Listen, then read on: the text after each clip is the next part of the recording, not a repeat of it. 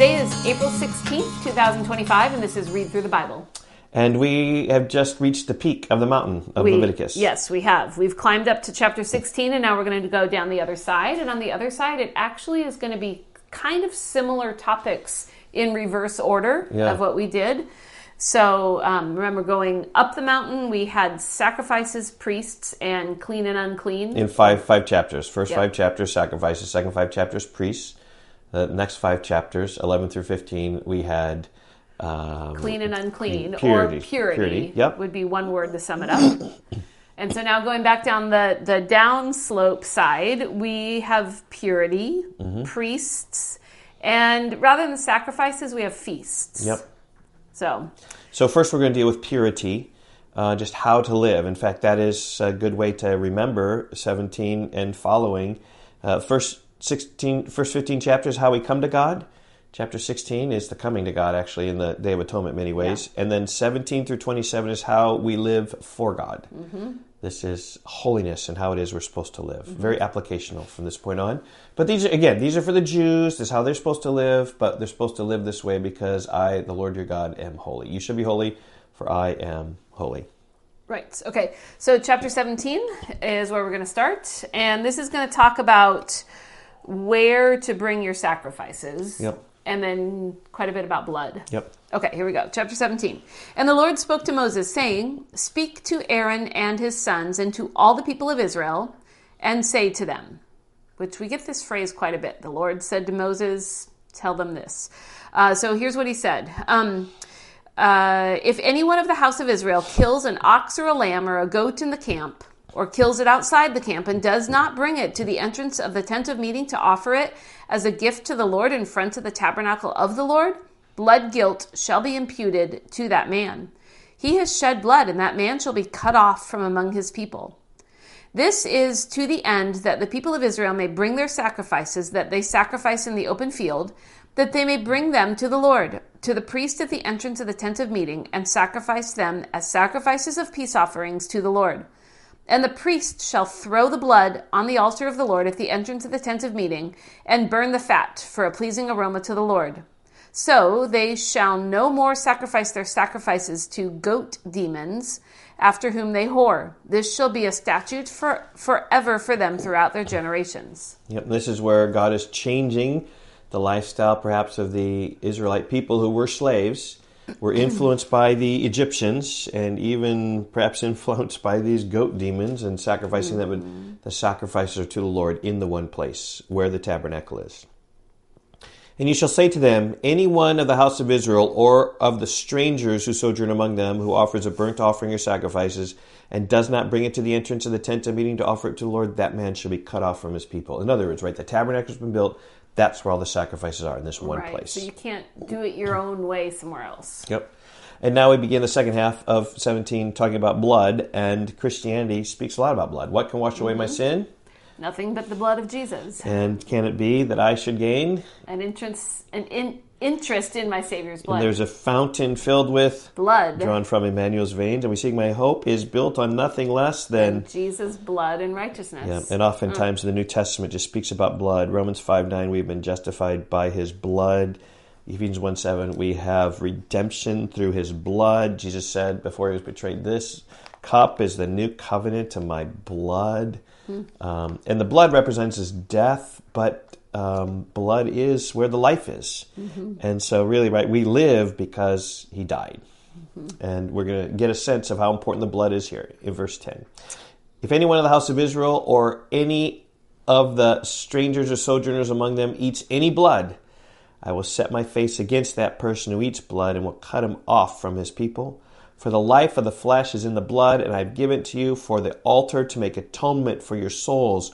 For it's the blood that makes atonement by the life. Therefore I have said to you, to the people of Israel, no person among you shall eat blood, neither shall any stranger who sojourns among you eat blood.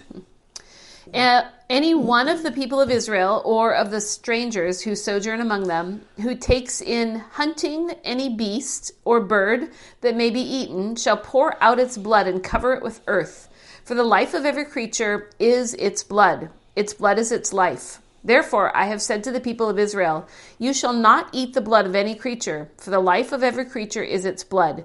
Whoever eats it shall be cut off. And every person who eats what dies of itself, or what is torn by beasts, whether he is a native or a sojourner, shall wash his clothes and bathe himself in water and be unclean until the evening. Then he shall be clean. But if he does not wash them or bathe his flesh, he shall bear his iniquity. Yeah, because the blood is to be sacrificed and not to be eaten, I think is some of the idea. Life is in the blood.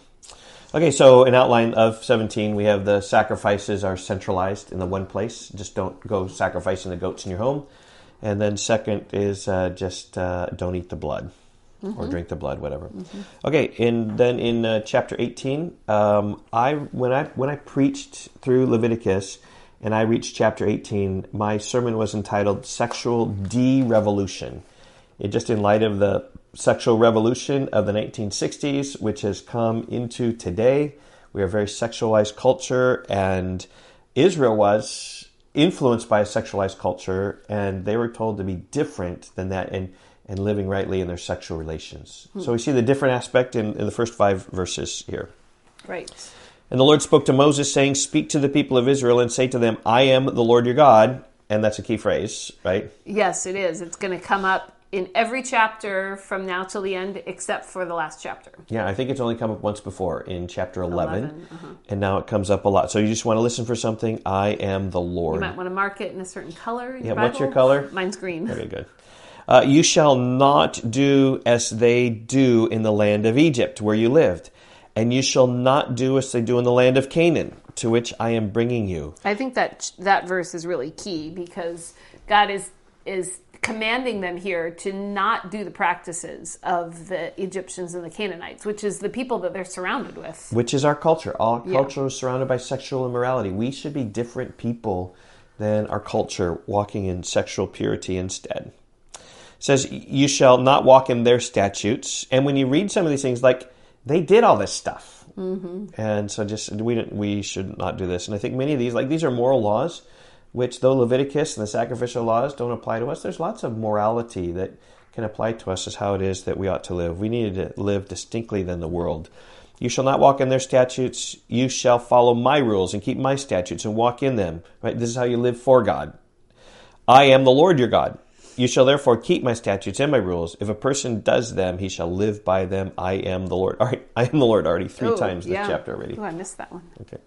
Okay, verse 6. None of you shall approach any one of his close relatives to uncover nakedness. I am the Lord. Oh, there's another one.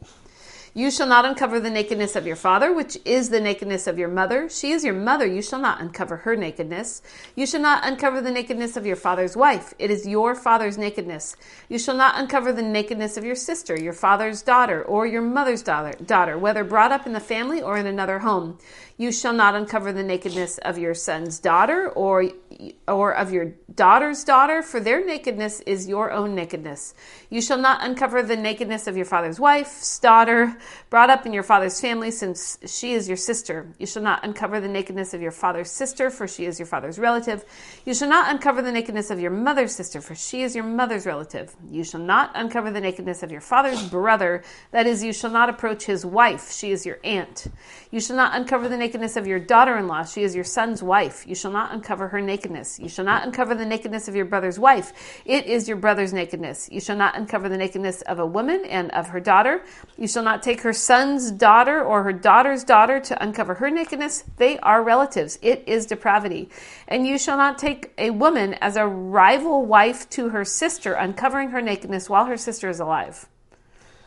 A lot of things there, and again, in Leviticus, the key is don't sweat the details. But in terms of the details there, it speaks about not uncovering the nakedness of a mother, an aunt, a stepmother, his sister, half-sister, stepsister, stepdaughter, sister-in-law, daughter-in-law, granddaughter, stepdaughter, like all these. It seems like the Egyptians and the Canaanites probably would do this. Yeah, God says you need to be different, be distinct. Verse 19, you shall not approach a woman to uncover her nakedness while she is in her menstrual uncleanness. And you shall not lie sexually with your neighbor's wife, so make yourself unclean with her. You shall not give any of your children to offer them to Molech, that is child sacrifice. and so profane the name of the Lord your God. I am the Lord. You shall not lie with a male as with a woman. It is an abomination. And you shall not lie with any animal, and so make yourself unclean with it. Neither shall any woman give herself to an animal to lie with it. It is perversion. Do not make yourselves unclean by any of these things, for by all these the nations I am driving out before you have become unclean. And the land became unclean, so that I punished its iniquity, and the land vomited out its inhabitants. But you shall keep my statutes and my rules, and do none of these abominations, either the native or the stranger who sojourns among you. For the people of the land who were before you did all of these abominations, so that the land became unclean. So just, we're told several times here that this is what the people of Canaan and the Egyptians did. Verse 28, lest the land vomit you out when you make it unclean, as it vomited out the nation that was before you. For everyone who does any of these abominations, the person who does them shall be cut off from among their people. So keep my charge, never to practice any of these abominable customs that were practiced before you, and never to make yourselves unclean by them. I am the Lord your God. Yeah, and you could say, be holy, for I am holy. Mm-hmm. This is the sexual derevolution, because they were involved in a sexualized society, and God told them, nope, de-revolutionize out of that, live in sexual purity. Okay. So these, again, are purity instructions, moral codes of how we ought to live. And we'll continue with more of these laws tomorrow. We'll see you. Bye-bye. Bye.